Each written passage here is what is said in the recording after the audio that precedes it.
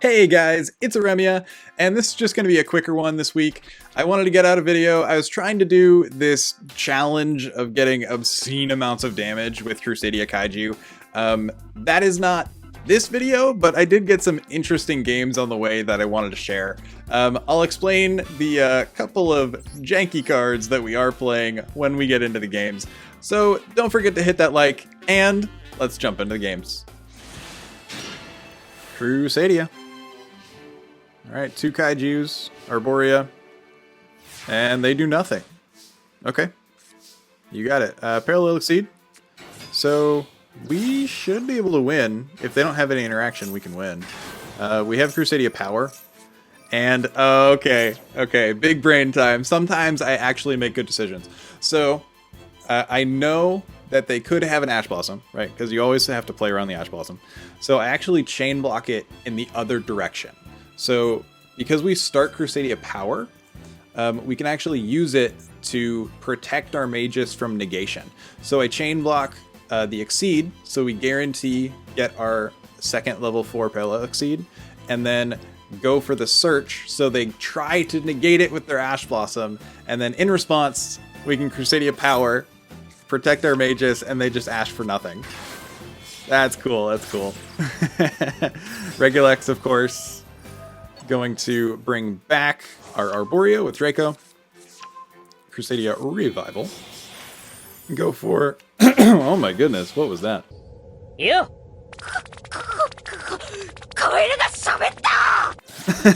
Go for Douglas, Crusadia Equinox, and then we have Monster Reborn. So we can double our damage. 11,400. GG's. Crusadia. Going for maximum damage. And we're up against Adamancipators. Okay. So I'll probably fast forward the gameplay a little bit. I actually really like Adamancipators. They feel like modern Lightsworn to me, and Lightsworn is one of my favorite archetypes because I love self-mill. I think it's super fun. But admittedly, they are one of those like solitaire decks that kind of just plays the game without you for, you know, a good 5-10 minutes, and then they're like, okay, pass turn. Now you can play, except not really because we set up like 6 negates. So, oh well, we'll see what we can do. All right, they're all done. And of course, you know, you wouldn't want to make your opponent think they could play the game. Response settings on Shotgun the Maxi. Yeah, you don't want your opponent actually interacting with you or playing the game at all. Of course, Maxi. All right. Well, we drew a World Legacy Succession. And we have a Kaiju. They have 3 monster negates on the Appaloosa and an Omni negate off of Borreload. And of course, we'll probably draw into interaction because that's how Maxi works. So first things first, let's go ahead and get rid of the Appaloosa. Because we can try to play through at least 1 negation, and maybe we can get lucky off of the Maxi not drawing them into something. Who knows? So we go for Formwood Skipper. Try to bait some kind of negation. I don't know. If they ended up negating Formwood Skipper here, we could go into Link Karibo and maybe still win. So, reveal Regilex. They let it go through. Magus. We grab a Parallel Exceed. And here, I actually summon the Arboria. And, oh, it did not pause. Okay, come on. There we go. So, I actually summon the Arboria to the zone Magus is pointing to. Intentionally do not activate the Magus. Go up to Regilex, and then go back down to Magus with my Regilex. That way I can trigger the Parallel Exceed and maybe get their negation this way. Because of how Formwood Skipper works, your Link monster will already have been Link summoned, so Parallel Exceed is added to your hand after the Link summon happens. So that's why I did that super roundabout method. Because I really need to get the search off Magus to find Maximus in order to win the game. And of course they're drawing so many cards. They played Maxi. I literally have no choice but to try to play through the Maxi because, again, it's Maxi. They went first. They had a bunch of negation. obviously if I just passed and did nothing, I would just lose, right? So it is what it is. It's still legal for whatever reason. So I just summoned Magus, and now I can go for my Parallel Exceed. They negate it. Unfortunately, they don't destroy it because Warlord Savage does not destroy as well as negate, so it's still in my hand.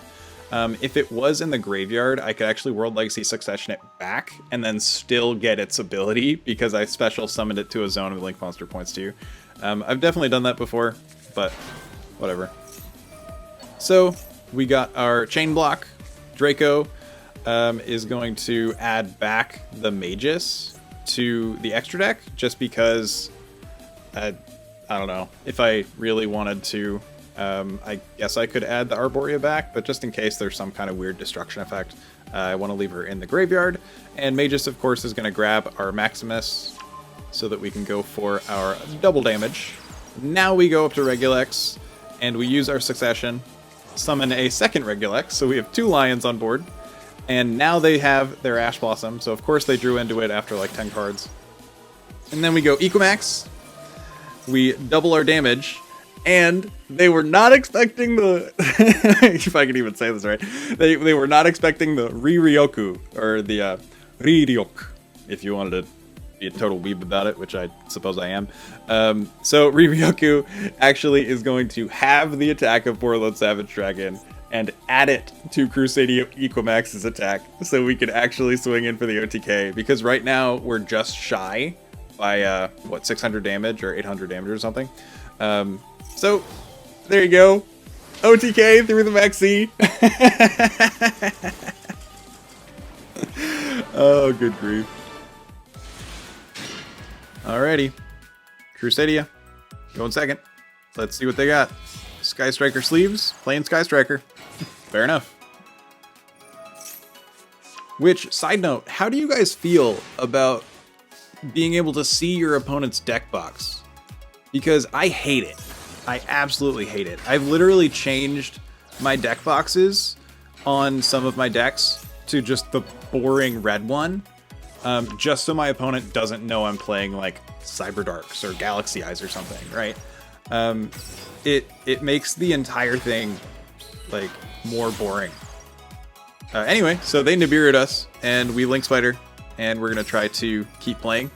Oh, that's cool. That's cool. So they have Nib on board, and we have Regulex, right? But we have Arboria in the graveyard, so we can actually protect our Regulex from the destruction on Slumber. And because Slumber still destroys a monster, their Nibiru that they summoned, it still goes off, and we can summon 2 Kaijus to the right zones and then still win the game. So that's pretty cool. That is pretty cool. All right, so grab Crusadia Power, just because, I guess. Go Ecomax, Maximus, double damage. They scoop it up. Oh, that was sick. That was actually really cool. Crusadia. Going for some damage, and we're up against Nekroz, the infamous ritual archetype.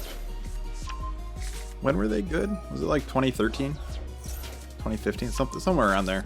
It was around when, I don't know. I'll put it up on the screen, because I don't know off the top of my head.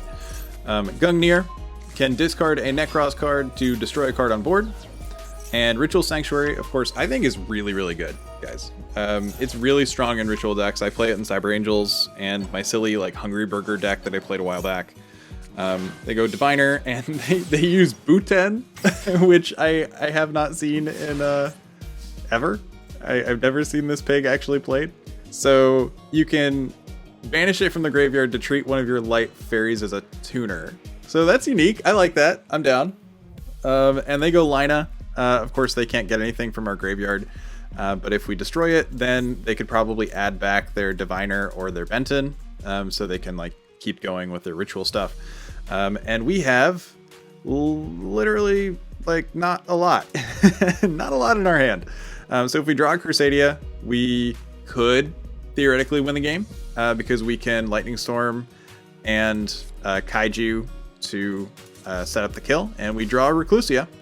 So we go Lightning Storm, get rid of their Ritual Sanctuary, because if we can't kill them, I don't want them to be able to have this in order to extend their plays next turn. So we go Kaiju Slumber, and it gets ashed with the ash sleeves, so at least it's on theme. And they do the exact correct decision. I mentioned this like in the countering Crusadia part of my Crusadia guide, but destroying the normal summon against Crusadia means they can't do anything. Like, look at our hand. Even like a normal Crusadia deck that isn't playing silly cards like every time I try to say it, Riryoku, they're not going to be able to do anything after the normal summon. So we pass turn with nothing on board. And they have Diviner. It's, you know, pretty good. They go Bryanak, discard to search a Unicorn. If they got Unicorn on board, it would negate all of our extra deck monsters, basically. But they can't kill us, so that's good. And we draw another Crusadia monster, so we can actually win the game here. So we banish our Kaiju Slumber, add a Kaiju, and then we're going to Kaiju their Gungnir, so they can't do that again and destroy our monster. So we go Magus, Parallel Exceed, of course, going to extend us. Chain block this way, so we guarantee the Draco. Of course, we know it's in their hand, right? It's Unicorn, but it's just good practice. So we grab Draco, summon another Parallel Exceed, go up to our favorite Lion. Regulek's going to search our Revival, and we're going to grab back our Maximus. Crusadia Power is almost always the correct choice. This build, obviously, I'm just going for silly amounts of damage, right? So we go Duggares, the Timeless, go Riryoku, and then double it. Okay, and oh darn. Oh, they surrendered. That's okay. We had 17,300 attack on the Ecomax. If we swung at their Diviner with 500, that should be just over 34,000 damage if I'm doing my math right. But that's okay. That tends to happen with this deck if we go for like these silly amounts of damage. I don't really blame anyone for surrendering, so well played. Crusadia. And we definitely have lethal, assuming we can, you know, get rid of their stuff. And they play Lair of Darkness! We're Crusadia versus Lair of Darkness. Cool. So, we're just gonna go Magus, I guess. They call by the grave our Leonin, or Lion. And we swing in for 100. Just 79 more turns to go. They set a card, pass turn. Alright. Well, we draw Draco. So we are going to get our search off for Maximus. Go Regulex. And they activate Eradicator. Call spells and destroy 3 cards. Oh, man. We do get to search Crusadia Power off the Regulex, and because we didn't add it to our hand by drawing, the Eradicator is not going to destroy the Crusadia Power, which is at least something going for us, and they get to give us a token, but that's pretty rough.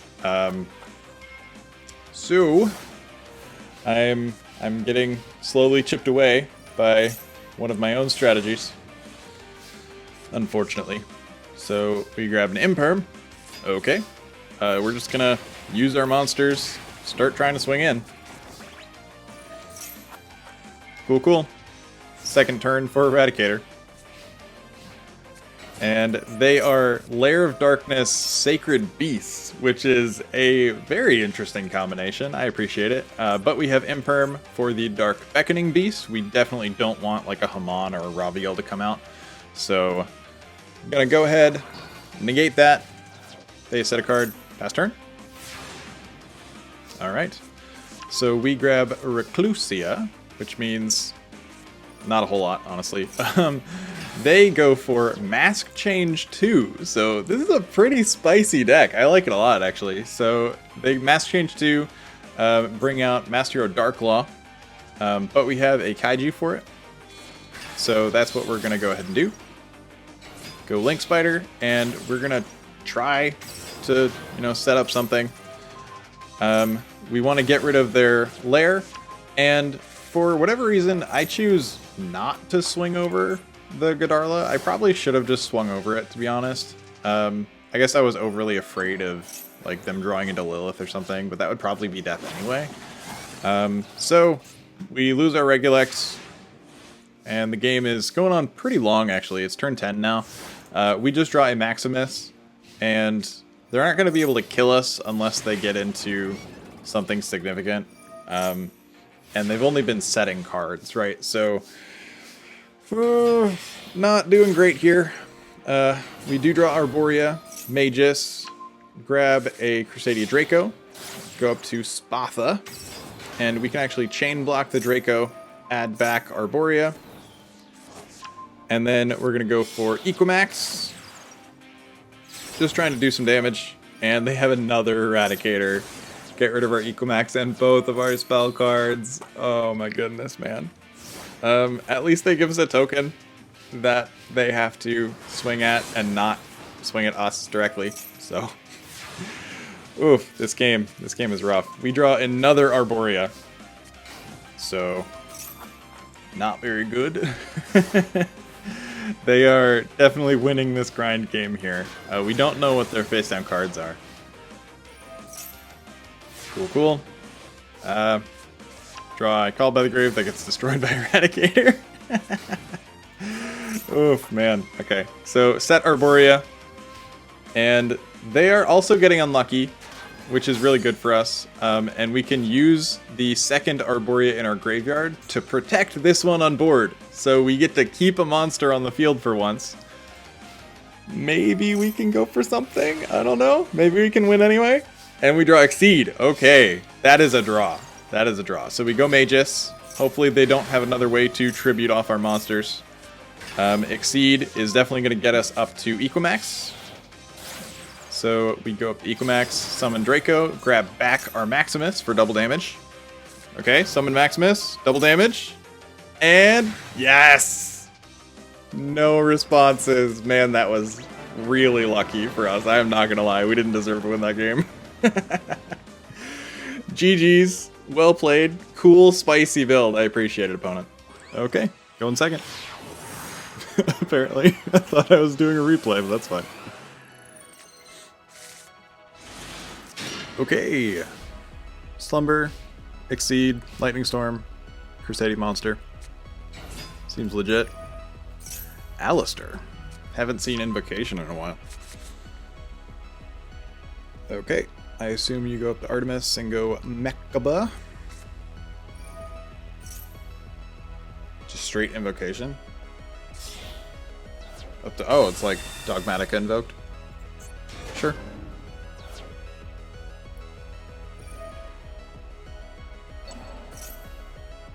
Okay. Cycle. Wow. 2 generic engines. You're so good at this game. Ret Time Reviver Emitter. That's cool. Well, at least it's a little different.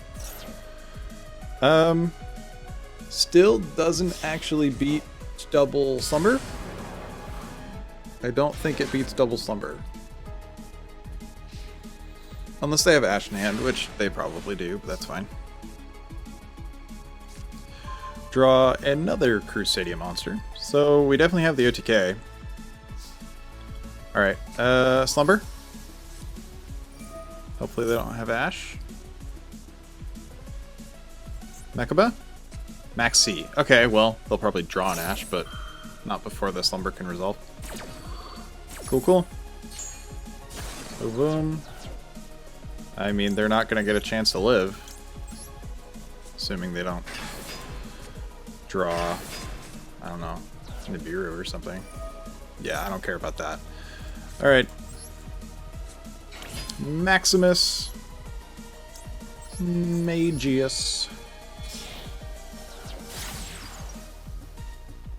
Okay. Parallel Exceed, because we can. I actually don't know if that's the right choice. Going Exceed or going just Draco. But either way, just because they're drawing a bunch of cards off of us. Still no Ash Blossom. Put that there. Okay. I'm gonna grab Arboria, I guess. So they have something now. You saw that they had a response. We are gonna go... I don't really have negation because I'm just trying to OTK. There's a Regulex. I mean, where's the nib, right? They have to have nib now, right? We're actually gonna chain block it like this. Just because if they have nib, they're probably gonna do it right now. At least they should if they knew what's good for them. There's an Ash Blossom. Okay. So they did draw the Ash. No Ghost Bell for them. Not that I've seen a lot of Ghost Bells, but they have a lot of cards in their decks, so they might just play extra hand traps for no reason. I mean, we're gonna go Ecomax. Slightly shinier Ecomax.